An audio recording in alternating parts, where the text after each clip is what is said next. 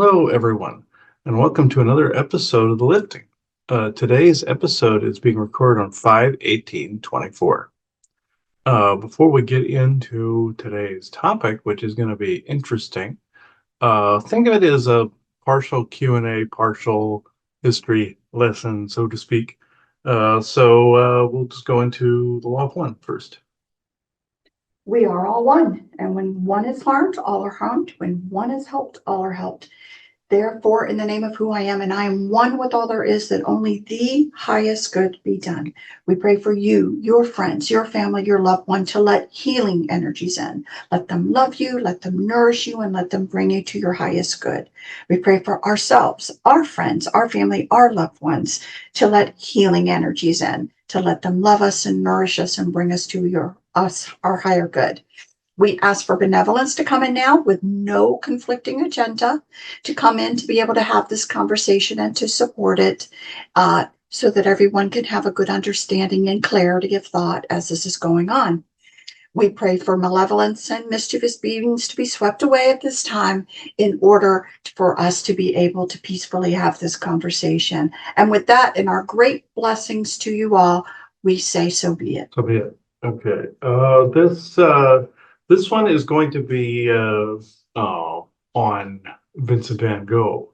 He months ago, or last year, I believe, we went to the whole Van Gogh experience where he had a lot of his paintings, a lot of his phrases, sayings, everything, drawings, every note he had, everything was in the artistic display. And my mother, Laverne, and Joanna and I were there, and we're going again this time when it's merged with Monet's material. This time around, this time is going to be in August. It was September of last year, I believe. And I got video, I got photos of all of it. But this was the interesting part of it. I didn't really.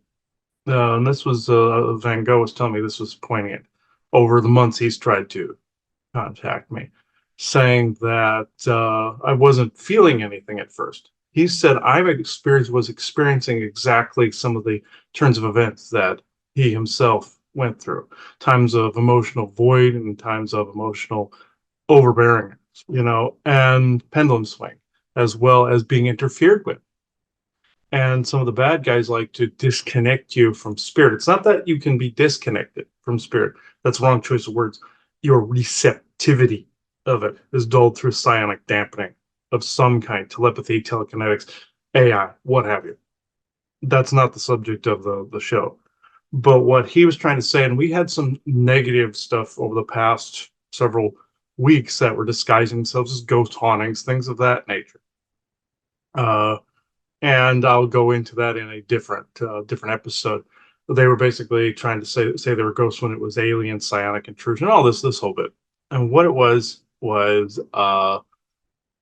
when we did the Frank Frazetta GIC. By now you will have seen that. That was before that I mentioned a session that I did where all these artists came through, connecting with real spirit. Well, a tripwire was tripped and saying, "How dare you contact the real thing? You have to get through us," kind of crap. From gray to tall white to military to AI. Doesn't matter what negative source you're naming. The premise is divide, conquer, control, and keep you from accessing the rest of you. Oversoul. Artistic to whatever it is that your passion and creativity is. Essentially what it boils down to. And I've wondered why I haven't touched on some creative pursuits in a while. This would be the dampening taking place. You've heard us talking about the dumbing. You've heard us talking about the psionic dampening also on GIC quite a bit. This is it. You even heard me talking about it on the Typical Skeptic program that I was on with Robert Khalil recently. So it can't be touched on enough. And this was a series of dreams, all this other stuff. It was a wild goose chase, making me think that my mother and I think that it was a haunting when it was not. I suppose, in a manner of speaking, but pegging the actual sources that were blocking us from creative spark. Now, it's interesting that we've set that up again at the end of or the middle of summer to go to this event again, because Van Gogh has tried off and on to try to communicate with me, and for some reason I've been resistant. He was saying what he was showing me was exactly how he was around people, how he was around his own artistic situations. He even directed me to a page this morning that talked about his life when he painted Starry Night, and he was actually in an insane asylum at that point, and those were also hospitals at that time as well.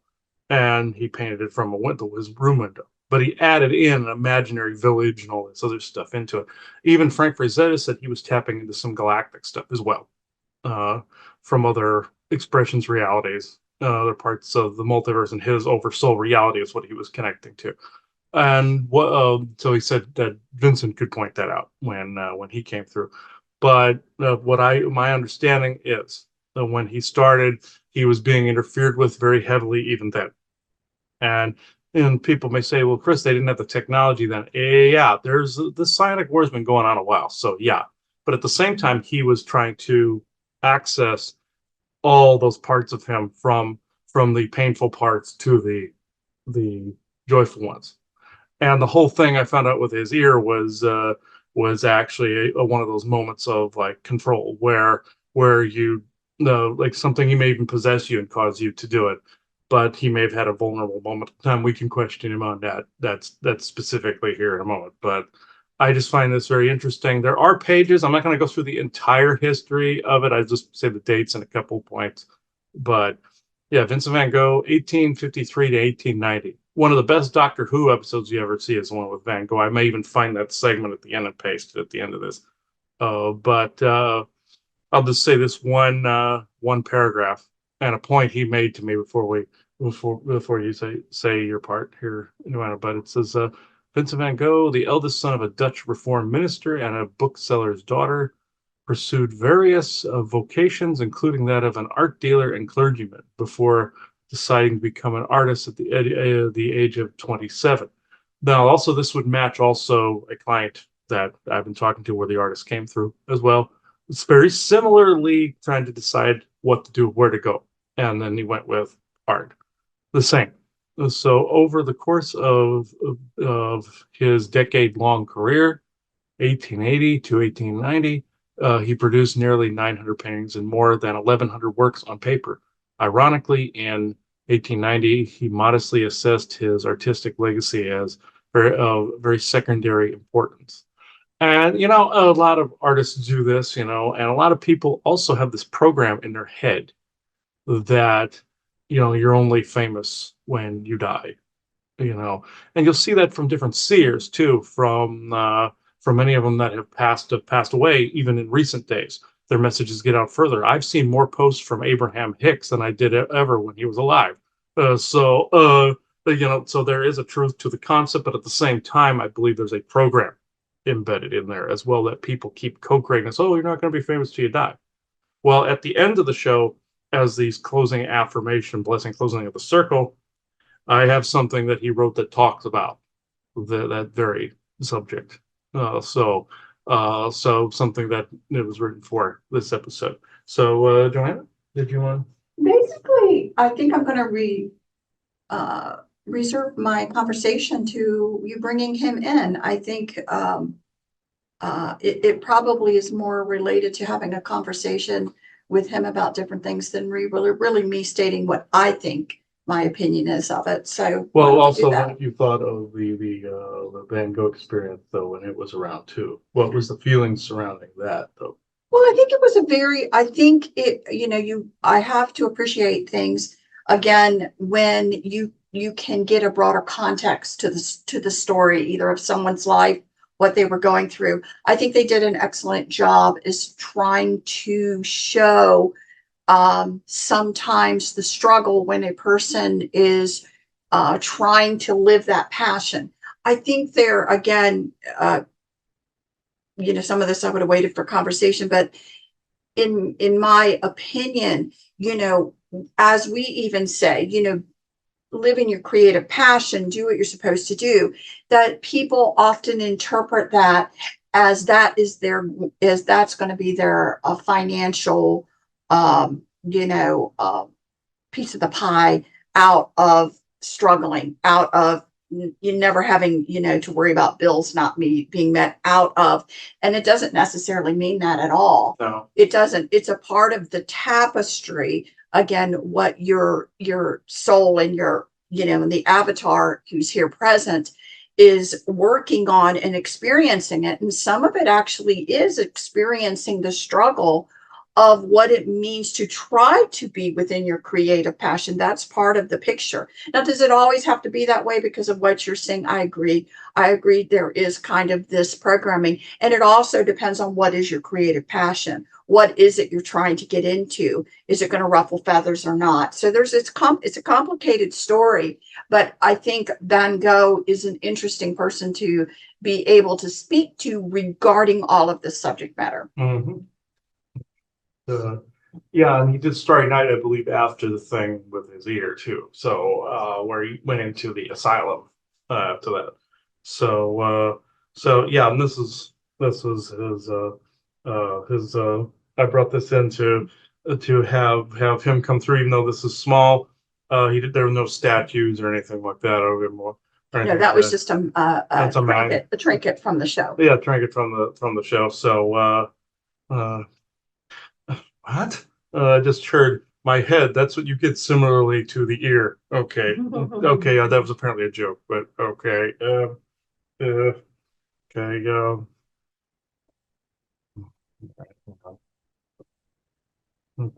Oh, yeah, there was an inordinate amount of interference prior to this. So obviously, you have something. I'm not saying co-create interference, but when you have something that it's really murky and then it comes out on the other end really bright and vibrant, then you know that something was trying to prevent you from connecting to point B over here. And so from point A. So that's usually as simple as that. So uh, uh, I just heard my magnets are creepy but acceptable. Okay. Um, and Isaac went, you should talk about creepy there, Mr. Earless. Okay, let's see. Mhm.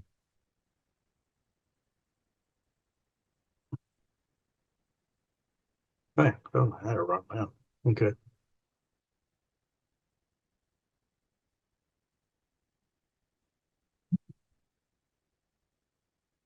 Crystal.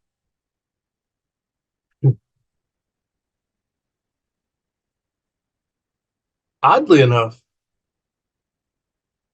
me channeling this way has not been done very often. I've inspired others to paint, others to do things in works of art, as was I while holding the breath. I connected to other aspects very much like Tolkien connected to Gildor, which was part of himself. I speak to you now as the, don't want to say fragmentary consciousness, but the aspect of the diamond or crystal that was once Van Gogh.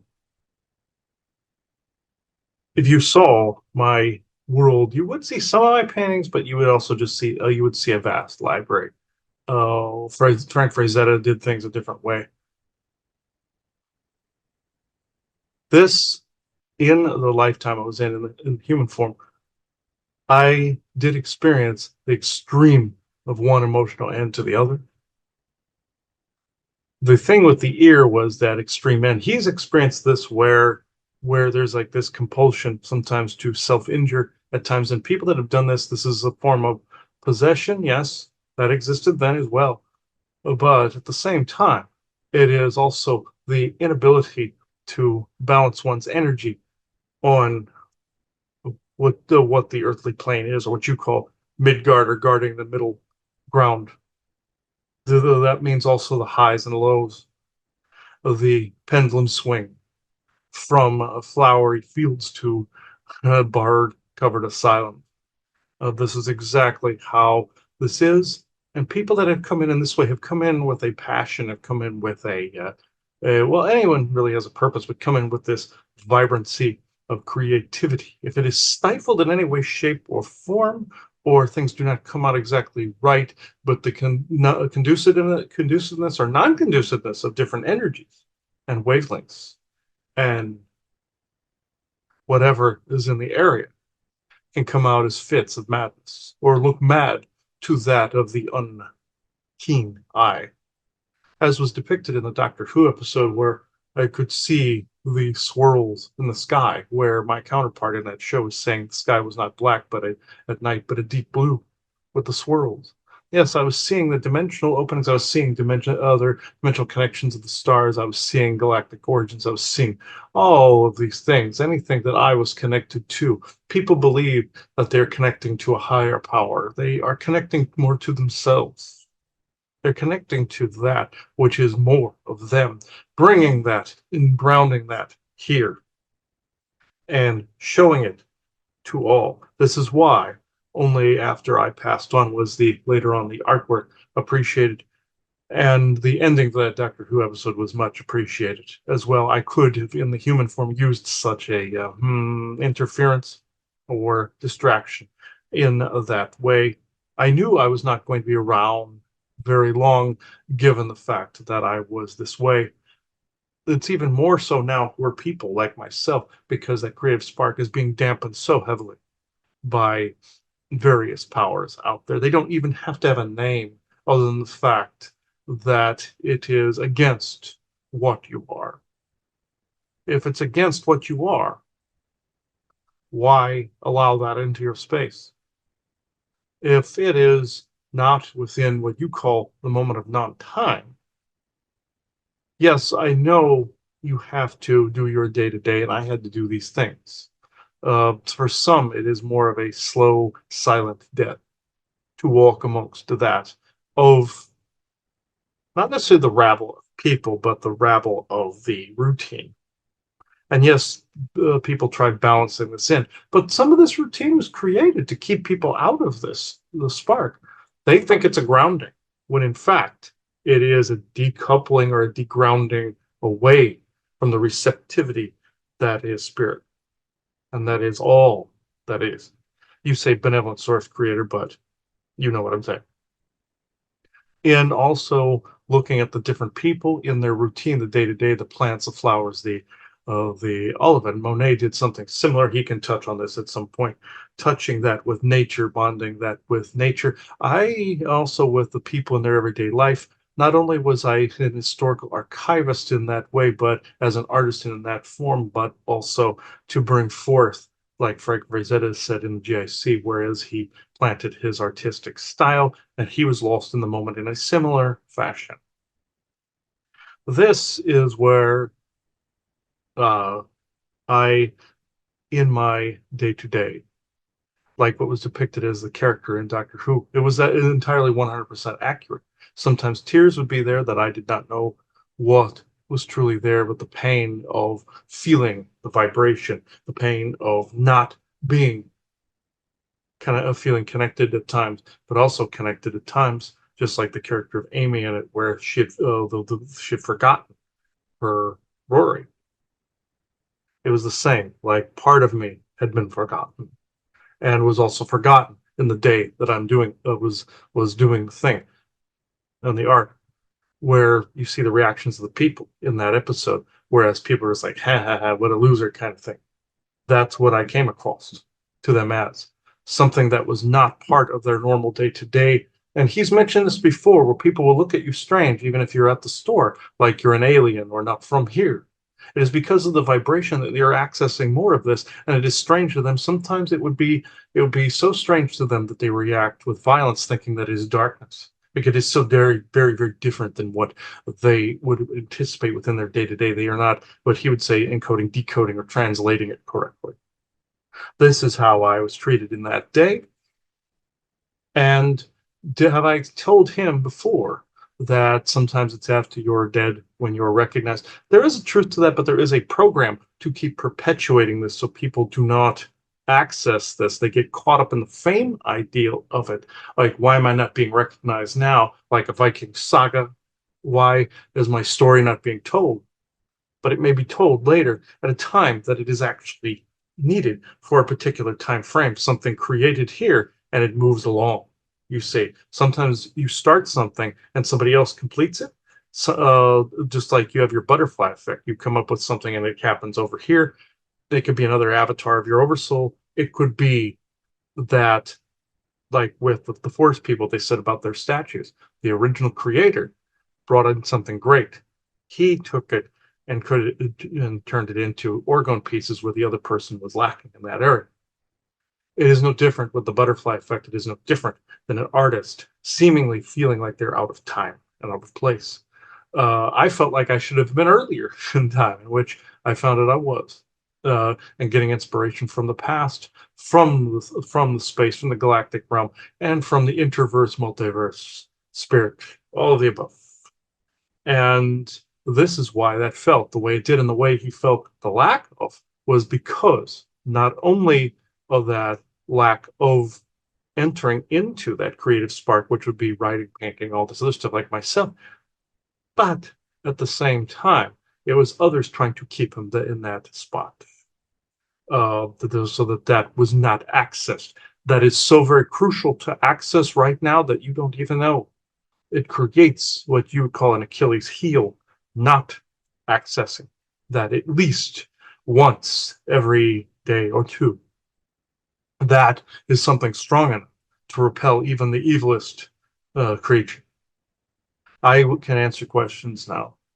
So one question I'd like to know in general about you coming and having that avatar experience was in general, I'm always curious about the scroll of things that you wish to accomplish and experience versus what you did, because I am curious, was the struggle itself a part of the desire to understand it? Hmm. Yes, you are correct. The struggle itself was indeed part of the understanding. Oh, I do apologize to him for the discomfort of his ear. This was actually a signal that I was actually around where he's been scraping at his one ear. But, I was hearing things in one of my ear ringing and the like as well. So that's I was showing him some of the experiences with even some of the entities that have been around. The experience that I went through, yes, the oversoul or myself brought it into and conjured into being to bring and elevate that of the experiences around me. You would say starting the fires of knowledge and creativity, whereas it was lacking in that day. It was a humdrum routine, as it were. The bad guys, you would call them, want people in a structured routine. They do not want that level of creativity, like what was said in your Y-Files episode about the genetic engineering and whatnot, where there was a lack of music and creativity. That is the first thing they attack: heart space, creativity, empathy, compassion. This is what they first attack, and I saw a lack of this. So when I came through, it brought through the reflections of people in their day to day, the reflections of nature around them, the things that people were missing. They thought they were either too poor or too destitute or too feeble or too engrossed in what they were doing to notice. So those are the people I focused on, and myself reflecting. Even the woman peeling the potato, for instance, uh, focused on those simple things, the grounded, simple things of society that people thought were the grounding rod of society, and which it is not. It is actually the creative aspect. So coming in, of course, the avatar was accosted by those not wanting that spark to be ignited. Like with Starry Night, that was the biggest spark of them all. And yes, did I leave this world what people thought was too early later on? Yes, the people in that time, aside from my brother, Theo, did not really care a whole lot. The woman who received the ear cared even less.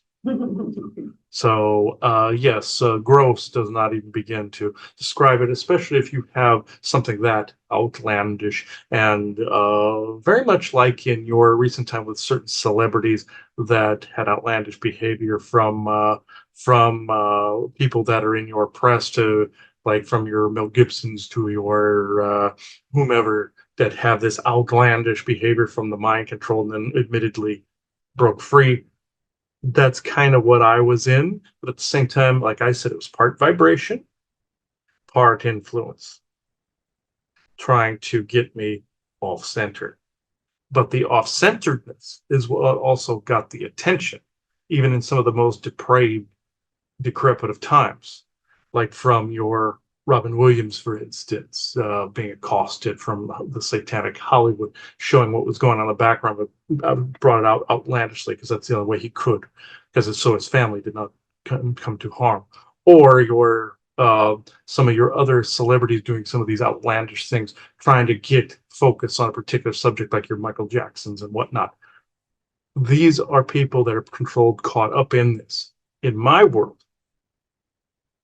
I was attempting to bring out the beauty around, to ignite the flame and get attention towards that. Even though the yin and the yang in these other scenarios and this are most important, they're a similar method, but they're different ways of going about bringing attention towards something. Something negative brings attention towards even something even worse, and igniting a fire around that, like your Michael Jackson and his amusement park. He can go into that at some point. Um, Him and I have interacted since he's interacted with the both of us. In this, in my world, I focused on the simplicity of the moment, the beauty. And then as I was coming through, the accosting was part of, I don't want to say the toll, that's the wrong choice of words. It was part of the overall experience to bring acknowledgement to this, hence the ear, hence the asylum, then what came forth from these subjects. All the beauty to bring focus on both the yin and the yang of the situation, of the times that they existed in, and myself. Well, thank you. So in perspective, because you're talking about the everyday people and you're acknowledging the fact that this, be it psionics, be it overarching energy to suppress, be it that it was still organized, that it was still a part of a energy that just didn't want to see people rise to their fullest, that we've been trying to say, and I think you're agreeing, that this isn't new, that this is long-standing kind of part of this experience that we've all maybe have reincarnated through multiple times, and it's not new. Just because you're finding out about it now does not mean it wasn't new, and it wasn't happening now, as you're admitting, hundreds of years ago, thousands of years ago. All of this really was still in existence. So I am curious if you want to answer this question, because I don't feel it's now, but maybe I'm wrong. When you look across the span of this human experience over the last, let's say, 10,000 years or so, where do you see the thumb, the pushing down of the thumb, really at its peak of, lessening that whole creative side, like it almost thumbed it down completely, that it didn't exist? Where do you see the worst of it? That is a tough call. People came out of it during a Renaissance, and Da Vinci can touch on this part, where he helped and aided through his own physical time travel capabilities, his little excursion in the cave that Frank was poking him on a little bit. But the worst, I would have to say, that almost destroyed that of the creative spark was your Spanish Inquisition. Even though there were negative heathen types out there, the church was that arm that attempted to destroy that of your creative sparks out there. They are an arm, or were an arm of Atlantis, of the style that you see. Atlantis was also, as well, with the transhumanism. That was another worse one.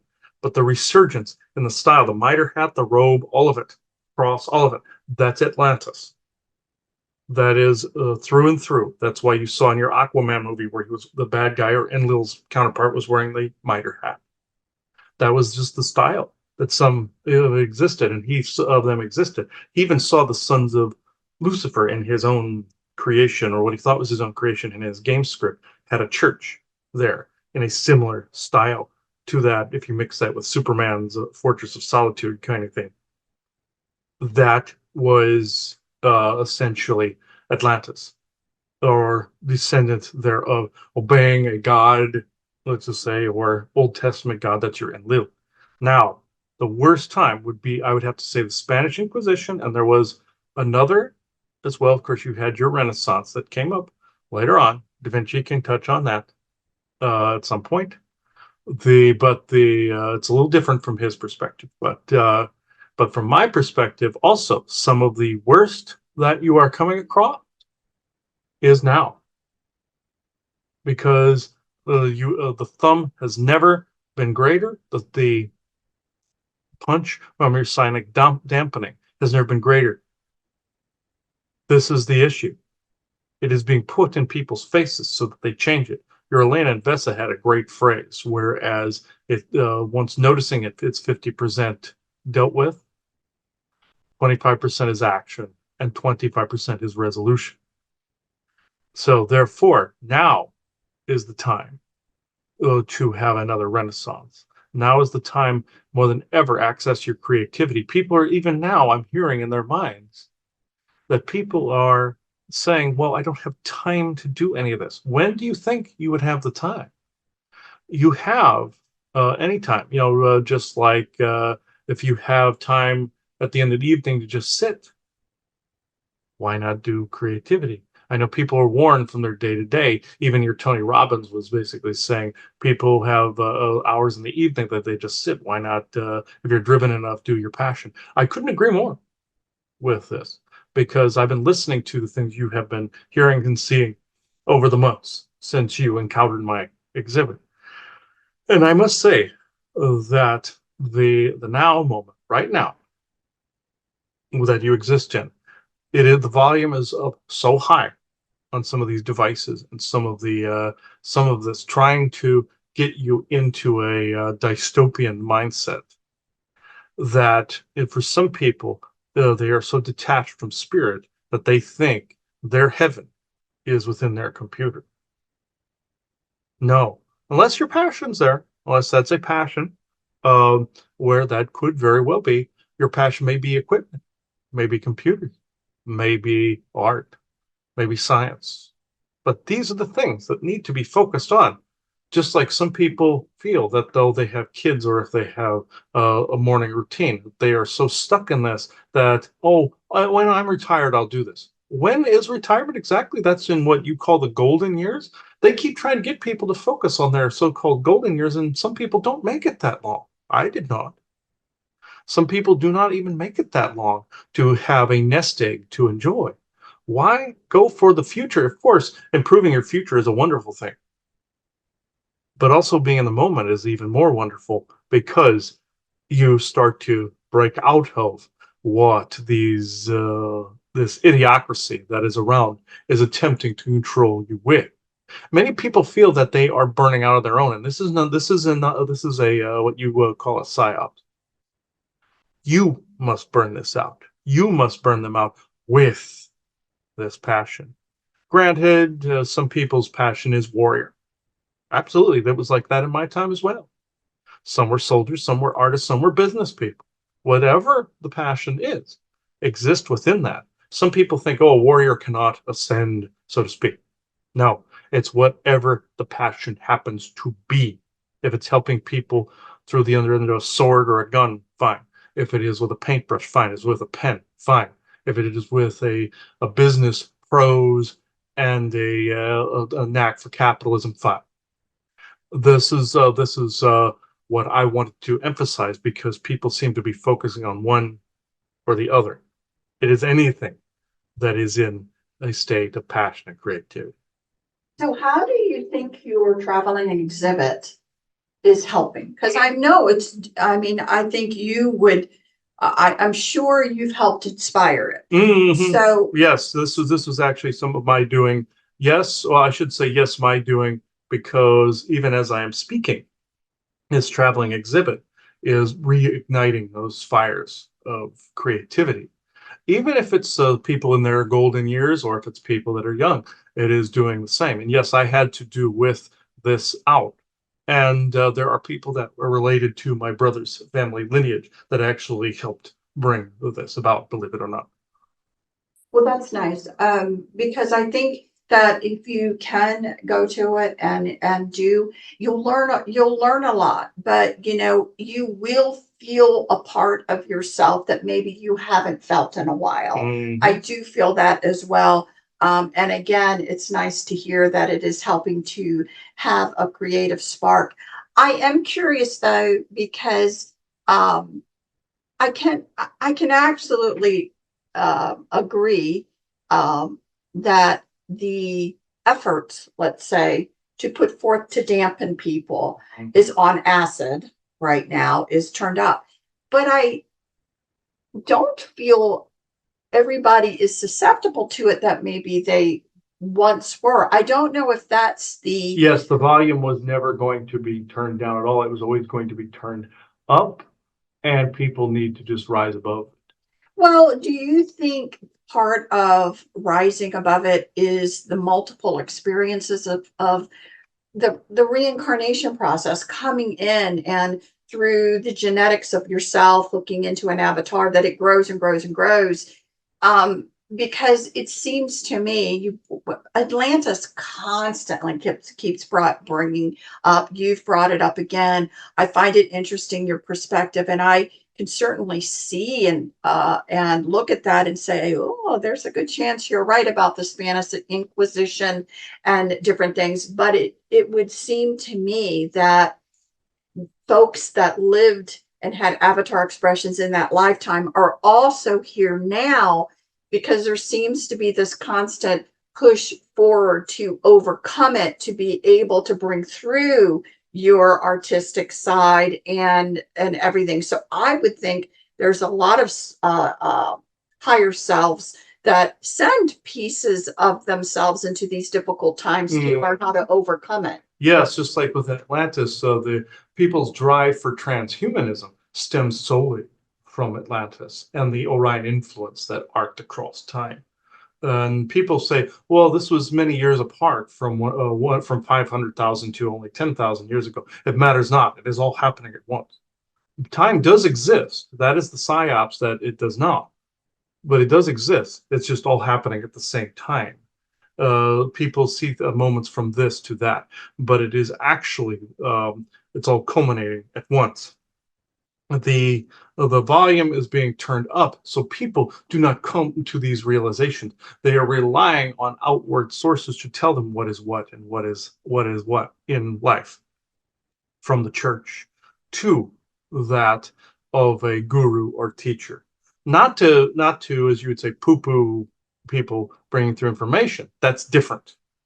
They are looking for a figurehead because they have been trained to look for a figurehead. This is why they must become their own figurehead. Therefore, they are seeing this dampening around them and rising above this. If enough people rise above the psionic dampening and quit relying on others to save them from this, you will start to see what the Lyrians would call thought renaissance. I'm not saying there's a great awakening or anything like that. The most that would happen with people is if the devices were even shut off, would go, why did I act this way? What did I do this for? Some would start to go into a guilt spiral, while other ones would start to go, oh, this is a new day. And they would begin their creativity. They would have individual responses. There's not a great awakening, or the Lyrians again called it a thought renaissance, but this goes for guilt and pain as far as creative spark.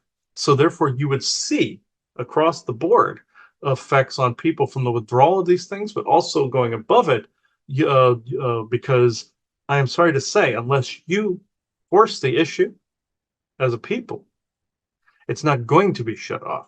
You see, there's not going to be, oh, the energies are changing, these people can't exist in this. That is incorrect. There are timeline jumping to where you're going to areas that best suit you, but at the same time, you're always going to run into these things, no matter what timeline or world line you're on.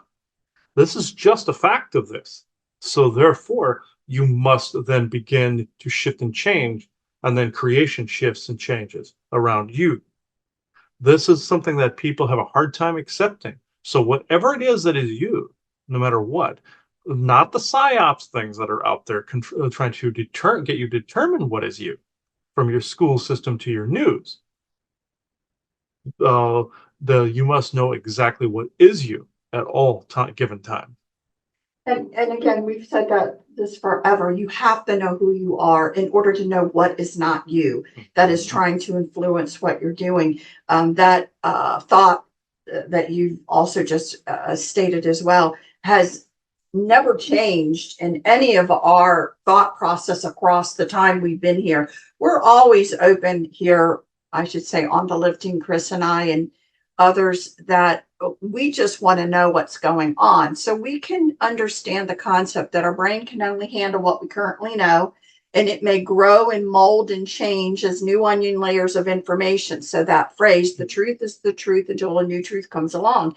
But this seems to be a kind of a truth that hasn't really changed for us, that this experience and this challenge within this experience is, a part of this, no matter where you go, as you're saying, jumping across the timelines, because it would make sense that if we're actually literally connected to something that is magnificent, we are that, then, we got to push the mud off our own selves and realize who we are. And I think that's the largest thing that we've also been saying for years and trying to help people understand is that the issue, yes, all this exists, but the issue is that you do not know who you are. Mm-hmm. And once you really understand who you are, understand the connection of what you're connected to, and understand, the dynamics around you, then you definitely are able to, like an icebreaker, start to push your way through it, but you're doing it yourself. Mm-hmm. And that's the challenge. And yes, they will even, some of these forces will try to get you to stay in medical related issues, thinking that it would just resolve on its own. This is where some of your New Age community came in, thinking that it was just going to be Almighty Creator that resolved these things. You are Almighty Creator. So therefore, what has to happen? You must resolve these things on your own. Again, and I think what also, if Opening the door enough, even through medical means, to bring about the change in your environment too. but and again, people will normally come in with a creative passion in that area. I think one of the hard things also is that, to make an improvement in the medical field, let's say, or to make an improvement in the school system, or to make an improvement in politics or whatever, what will happen is that people come in with that creative passion. What also happens is that divided attention. People need to try to just focus on the lane of their creative passion and what they're trying to inspire and change, and not try to cross into so many other lanes, because it gets, I don't know, my only way of saying it is it gets watered down. And so your energies get watered down. And that also is an issue. It's like, how many different, squirrels can they get you to look at, versus can you focus your energies in the creative passion lane that you're in, so that you can make more headways. I think that happens as well. So, again, just be aware that knowing who you are is the same thing. We say it every time. You need to know who you are to know what you're not. You do need to connect yourself to what inspires you and to what gives you some sort of creativity.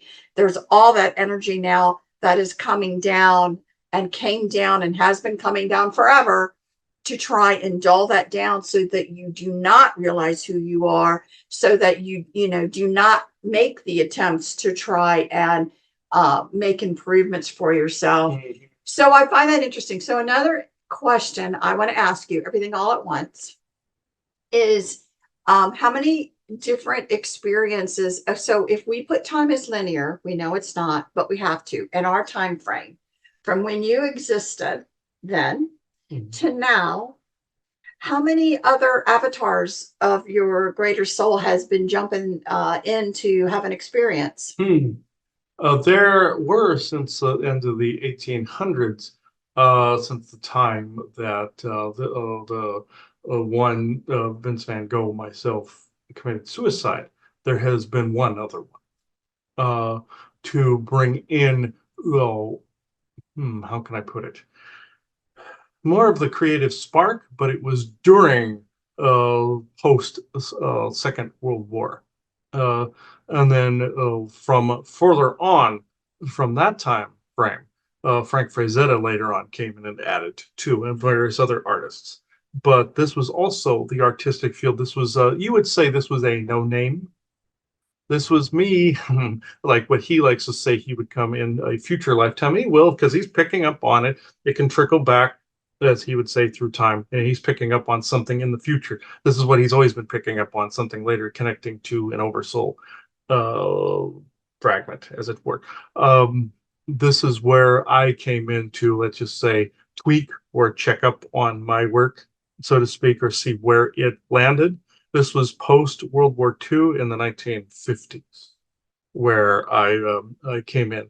This was just this was just a person who just went through the system, went in and went came out. This lived fairly, not necessarily short existence, because they're not around now, but at the same time came into, you would say, audit a little bit, kind of like you were told Odin did with the Scottish tavern owner, but just to more or less have a bit of a, what would you say, a creative timeout, and spent time in the wooded areas, the parks when they were first forming or forming the way you have them now, things of that nature. It was not, you would say, it was nothing special, but it was more of a timeout lifetime for myself. So I find it interesting because I think some people may be under a misunderstanding that when they think of evolution or evolution of anything, they think of starting from the egg and then being the tadpole and then being the frog, like always advancing, like, my lives are going to be this this going down the pike of, I was a bum on the street. Now I am a, regular person working in the factory, but I always had a roof over my head. Now I have somebody that I'm going to have all this spare money. But really, the lives aren't necessarily like that in sequence, I don't believe. No, in this, though, ironically enough, the person that I was married to was the very same one I gave the ear to. She was there in this lifetime, very much like your Enoch story, where he went 3,000 years into the future and found the very same person that was in the past, and resolved a cycle with. That's exactly what I did. I can't say it was a complete timeout lifetime, but that was a lifetime where that union was more acceptable than me as Vincent Van Gogh is a. This time I didn't present any severed body parts to her, so this was of course pleasable to this particular person and the oversoul that was attached therein. So before, it was a horror show, because that union wasn't meant to be within that lifetime. Later on, it was something that we chose to make work. So yeah, so I just find all of it, quite interesting. And then has your oversoul, do you have plenty of interesting experiences that are not on worlds like this, not related to this, out there doing other things as well? Oh yes, the oversoul is existing in a multitude of dimensions and multiverse. The library is extensive, from paintings to planetary visions, like your starry night, dimensional spaces, things of that nature. But coexisting, even as we're speaking now, uh, as in your own galactic realm. My answer might surprise you. The answer is no. Uh, I'm centered more on dimensional pursuits at this time. Have I existed out there? Yes, but mine was more like in and out type of scenarios. Did I have a galactic, even an animalistic type existence out there? Yes, all oversouls have existed that, and then within the multiverse, would a version of myself there look like an alien? Yes, but it would be more or less a version of humanity in another universe. So one could say, yes, I'm existing and have existed of that, but as far as galactics go right now, no. So do you think, well, you would know, not do you think, the one thing that we said about the oversoul is that through all these different experiences, that the oversoul may look at attributes, qualities, thought processes, whatever, and kind of decide to focus on or adapt certain qualities or traits. Mhm. So what would you describe? I don't even know the right way to say this. I'm going to use the word theme because I don't know the right way to say this. What is an overarching theme that people would say, they hear about this quality? Oh, that's the Van Gogh oversoul type person. What would be those qualities? Can you repeat, please? Yeah. So in general, the qualities of your oversoul that your oversoul has accepted as an identity of itself, what are they? Hmm. That is very interesting. Like Frazetta chose, of course, art. Mine's kind of the same way. If you saw my oversoul temple-like space, it would look like not necessarily a cathedral like was being painted in your Doctor Who program, where that's an actual painting of mine. It is more or less a kind of a mix between that a cathedral-esque and a library, kind of like you'd have not necessarily just a Vatican library, and there are some of my pieces in the Vatican library, I might add, because Hitler stole a few of them. So there are a few out there then in the galactic world as well, I might add. But the traits of a Van Gogh oversoul would be that of more of like an I don't want to say an art museum, but yes, if you walked in, you would see pieces from all over the multiverse, some galactic, and you would see, of course, myself as Vincent Van Gogh in there. You would see me present myself that way if you were to walk into my realm. So just like Frazetta went for Rosetta World, which I find slightly interesting. Mine is more like an art museum. I don't really have a name that's pronounceable to more of a human articulation, but think of it as more of a museum of my works. Not necessarily in a vain sort of way, but it is more or less myself as I was. And he's observing this now, seeing even some statues. I was other artists in the past in your Middle Ages as well. Whereas they were sculpting different human forms and such. There are several that were myself as well. Very much like your Da Vinci was depicted in Star Trek as being Bach, Beethoven, Merlin, and all of these others, which is kind of true actually, minus some of the attitude that the character had in that. But it was more like the Voyager version of himself, where the John Rhys Davies hologram version. Mine, on the other hand, uh, uh, Rodin was actually one of them. So this is why in his session he was seeing Rodin and myself close together, because same oversoul. And there were a few others that he doesn't know the names to, but Rodin was one of them. So that's interesting. So do you favor one type of artistic expression over the others? Like you really like to always paint, or is there one thing that you're like, I really like doing this over and over again in my experiences? Art as a whole, but it is more or less painting and sculpting. Yeah, so I always find that interesting that Writing too, there is some of that in there, but it was more or less visual. so when you look at your life as Van Gogh, the writings that we saw were more in the form of letters. That's what we saw, more of a form of expression of thought via just letters writing back and forth. Were there other things that you did as far as writing, or is that mainly where we would see it? That's mainly where you would see it.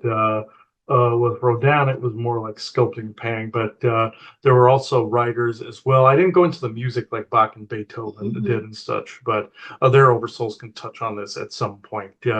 Even though Beethoven might not be able to hear you clearly enough, I make fun of him, but I know he's listening, so therefore, yes. In this, though, writing was not as strong as it would be for himself, but mine was more painting and sculpting. Yes.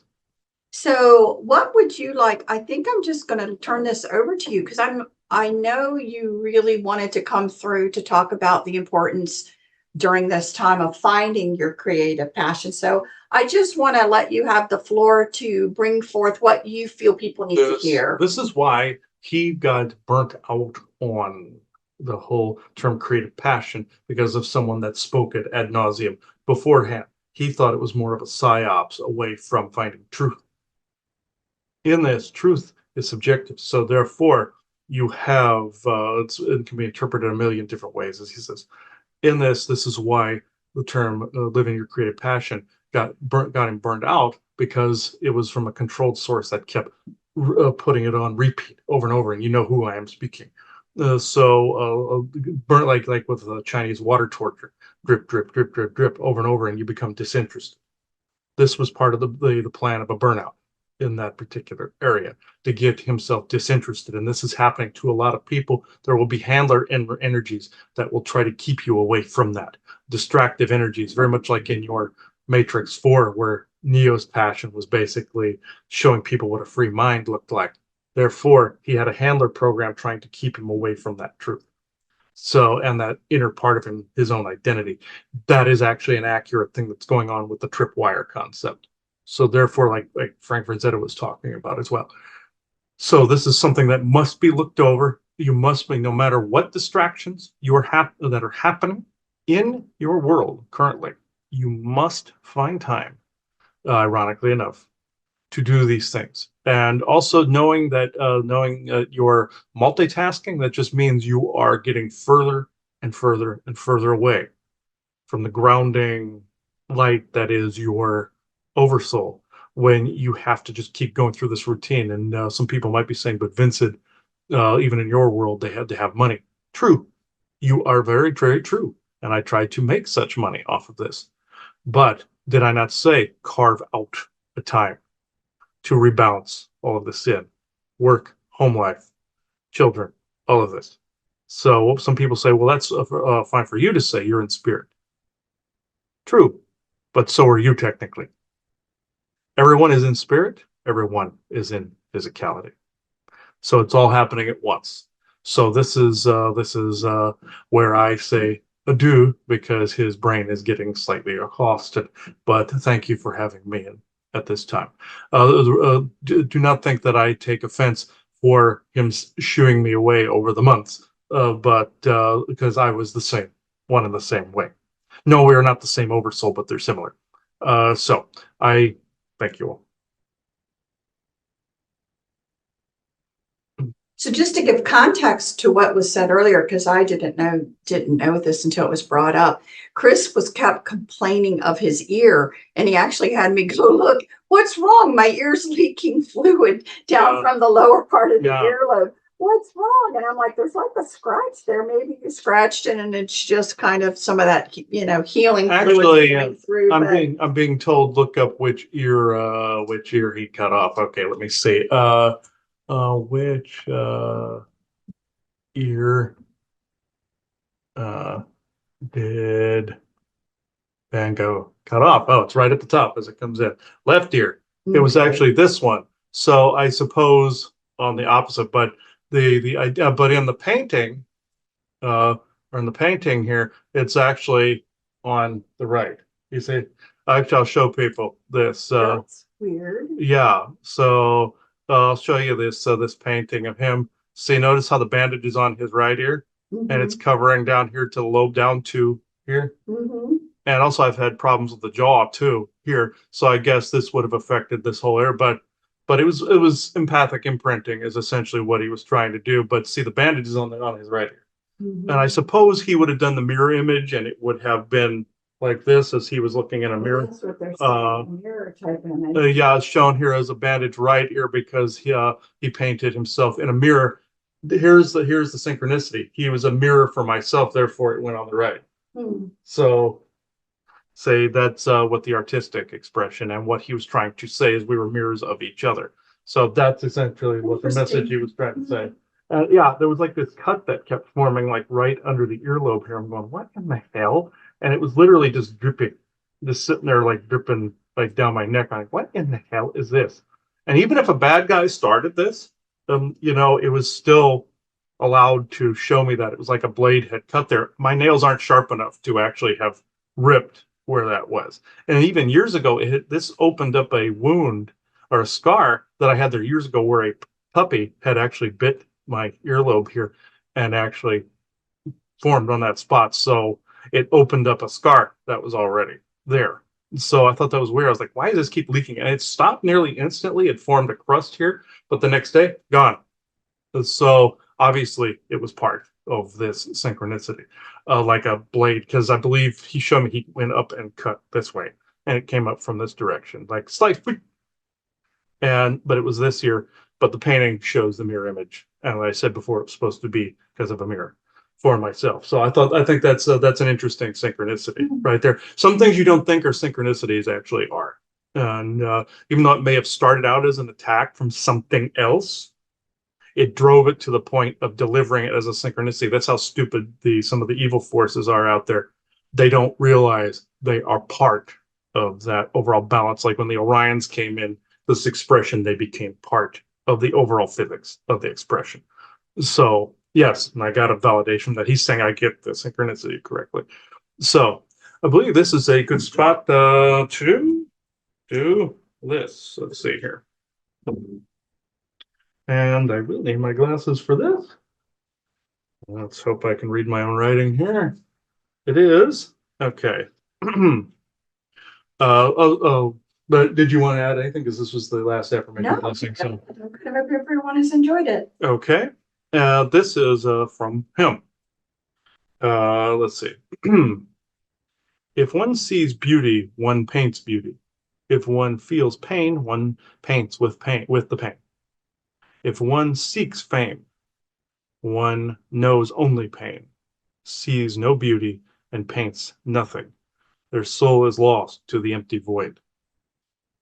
That's what he wanted to come through and say, to make that point. Because I've also been pushing business stuff, trying to balance in, but it's the fact of the push was taking away from the passion. So that's what he was trying to say. So at this point in time, I now close this circle within true benevolence with no conflicting agendas as of this moment in time. Thank you all for watching this episode. Bye-bye.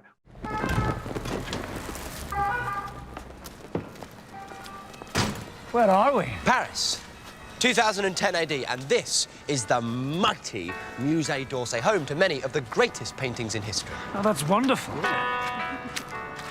Ignore that, I've got something more important to show you. Take all your chances while you can. Never know when they'll pass you by. Like a sum the mathematician cannot solve. Like me, trying my hardest to explain.